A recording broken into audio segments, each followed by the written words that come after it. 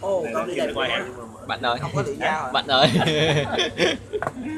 Ủa cái này không có lưỡi dao à? Lên là lúc mình làm có vì mình vẫn có một bộ cả bộ luôn, chụp lên trời ơi. Bình thường em những người nhà phố người ta có đầy đủ chứ.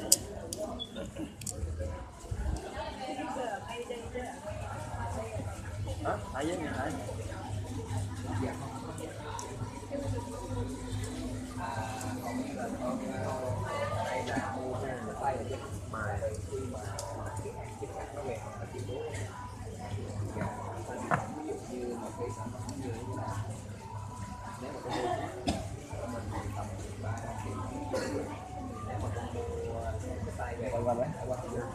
Quanh quanh Quay thôi.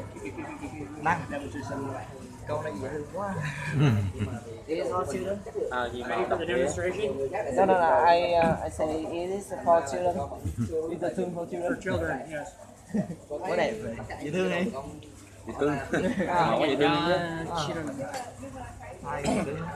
Mau đi dùng He already have the children.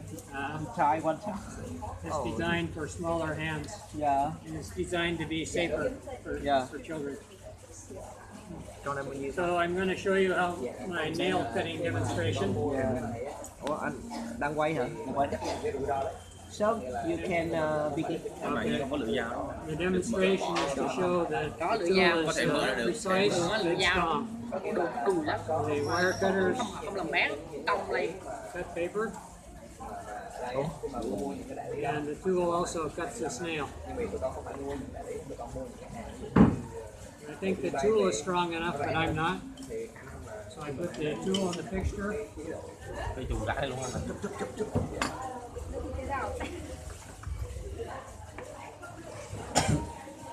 And I put the fixture on the floor.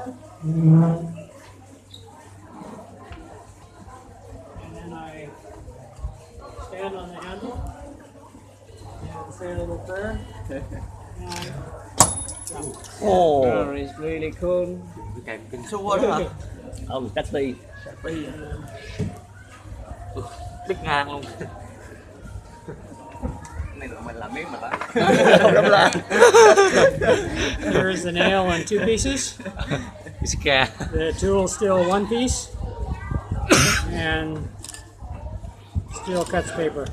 Ý là nó là vẫn còn bán, vẫn còn giữ được cái độ bán của nó. It's still sharp, right? Yeah. Yeah.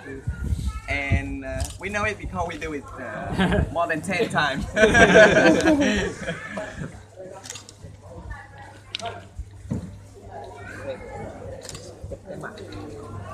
Mà đây nè.